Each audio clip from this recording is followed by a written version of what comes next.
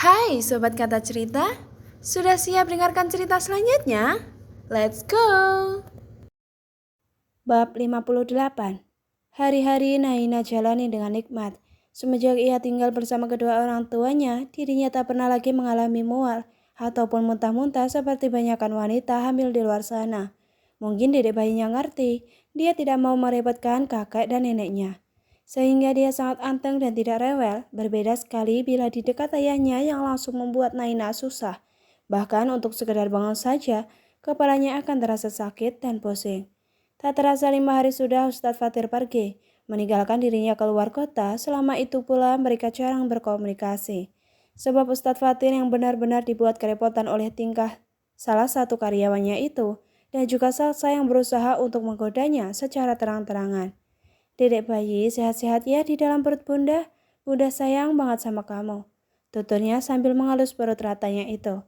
Gimana ya kabarnya Ustadz? Apa aku coba telepon ya? Gumam Naina yang berpikir. Tapi ganggu nggak ya? Lanjutnya lagi bimbang. Hayo, ibu hamil ngapain melamun aja? Nggak baik tahu. Ucap Bunga dengan tiba-tiba. Astagfirullah Bunga. Geram Naina yang terkejut. Bikin kaget aja tahu nggak sih? Naina menyambungkan kalimatnya lagi dengan ketus. Sorry deh. Saut Bunga yang menggaruk kepalanya tersebut. Ya udah deh, sebagai permintaan maaf aku, bagaimana kalau aku traktir kamu es krim? Bujuk Bunga. Naina tampak seperti orang berpikir. Udahlah, nggak usah kebanyakan mikir segala. Aku tahu kamu lagi galau kan? Lagian bukannya es krim itu baik ya buat ibu hamil. Ujarnya yang so tahu tersebut. Kamu tahu dari mana kalau aku lagi galau? Kamu paranormal ya? Ucap Naina yang memberi tatapan menyelidik pada Bunga. Astaga, ya kali aku dukun. Sahut Bunga.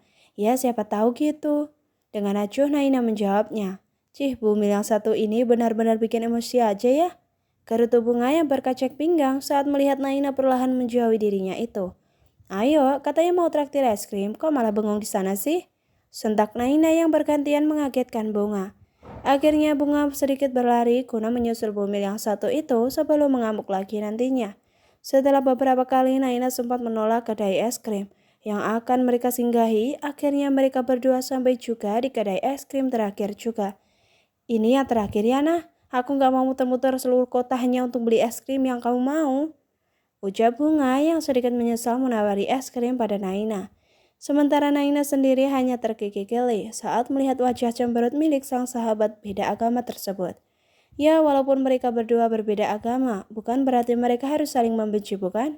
Bukankah di dalam Islam kita diajari untuk tidak saling membenci atau membeda-bedakan agama yang satu dengan yang lainnya? Islam saja mengajari kita untuk saling menghormati dan menyayangi dengan sesama. Masa kita yang sama-sama makhluk ciptaannya malah saling menghujat dan membenci? Kita harus menanamkan diri agar ketoleransian itu, sehingga kita bisa berdamai dan hidup berdampingan walau kita berbeda agama. Lagian Allah Subhanahu wa taala lihat bukan agama kita atau derajat kita, tetapi amal dan ibadah kita yang Allah Subhanahu wa taala bedakan. Selebihnya kita sama antara satu sama lainnya. Maka dari itu, kita sebagai umat manusia salinglah belajar untuk menanamkan toleransi, bukan anarkisme, dengan menghakimi agama lain. Naina sungguh miris akan yang terjadi di negaranya ataupun di negara-negara lain yang saling bentrok antara agama. Apa yang salah dengan agama yang mereka anut? Kenapa banyak orang yang selalu main hakim sendiri? Iya deh, aku nggak minta macam-macam, tapi kalau satu macam aja boleh. Goda Naina yang menahan tawanya dari balik cadarnya.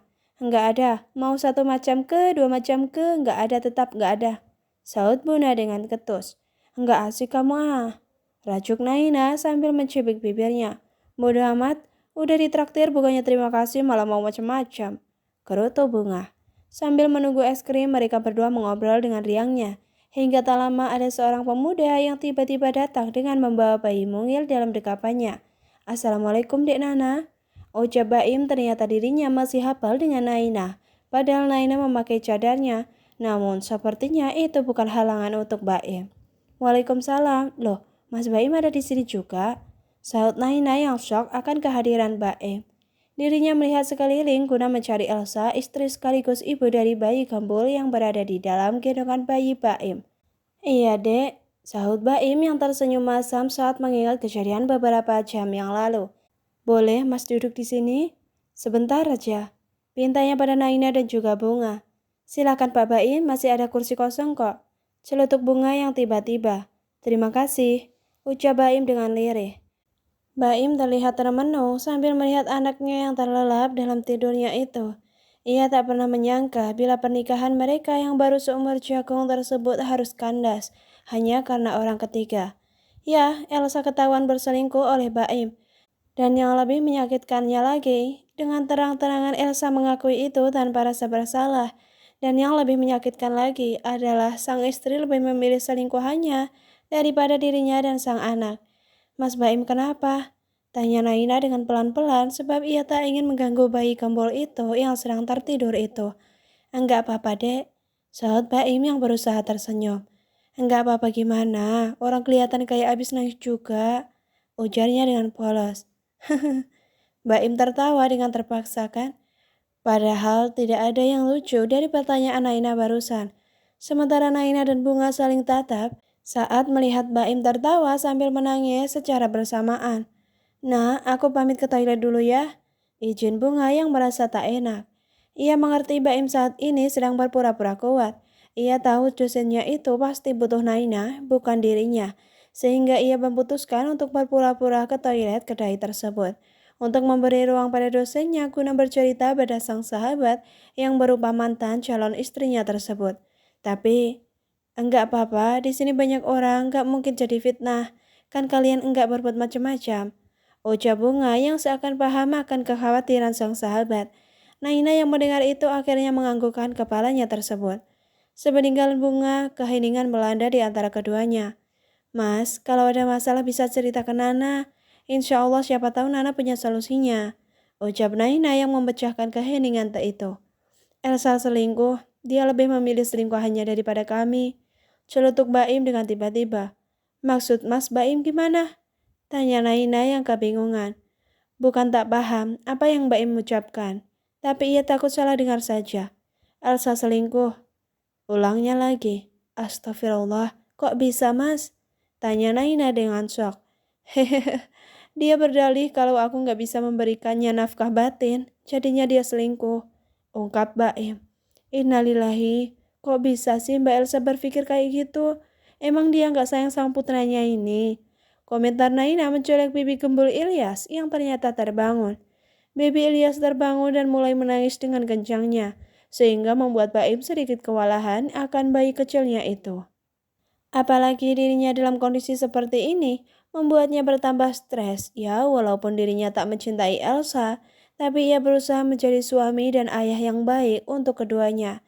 Namun ternyata seperti ini balasan semua yang telah ia korbankan. Naina yang melihat Baim sedikit kewalahan itu menjadi iba, sehingga ia berinisiatif untuk membantu sang mantan calon suaminya itu. Sini baby Ilyas, biar sama Nana aja mas, ucap Naina yang mengelurkan tangannya itu. Baim yang dalam kondisi tak baik-baik saja langsung memberikan sang putranya itu dalam dekapan Naina. Dirinya melihat Naina yang dengan telaten menenangkan bayi kecilnya itu, daripada Elsa yang mungkin sudah marah-marah saat Ilyas rewel seperti saat ini. Namun sepertinya Ilyas memahami bila hati sang ayah sedang tak baik-baik saja, sehingga membuat Naina sedikit kewalahan menenangkan bayi mungil tersebut yang masih saja terus-menerus menangis itu. Cup, jangan nangis dek, harus jadi anak pintar ya, ucap Naina. Dengan telaten ia mengayun-ngayunkan baby Ilyas itu dengan hati-hati. Bersambung, lanjut di bab 59 ya.